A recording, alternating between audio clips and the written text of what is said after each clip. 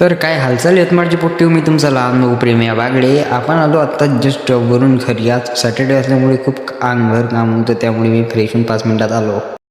मग काय फ्रेश वगैरे झालं, शर्ट कम्फर्टेबल नव्हतं वाटत म्हणून टी शर्ट घालून घेतली. आई जेवण करायला बोलवत होती आपल्याला. मग काय आई कढी बनवत होती आणि जेवाचं ताट घेत होती मस्तपैकी.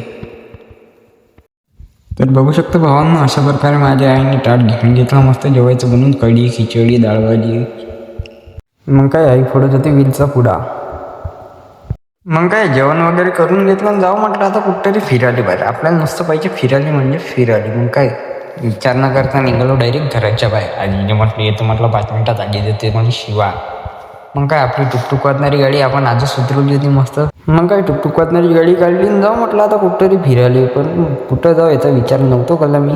मग आलो आपण चौकात. आपल्या चौकातून काढली गाडी, एखाद्या फ्रेंडला घेतो म्हटलं.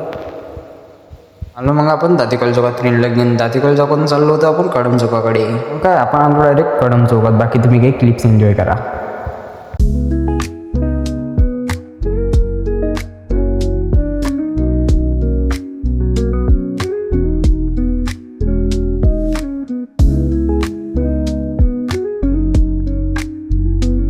आलो आपण कळम चौकात HQ वर चाय प्यायला.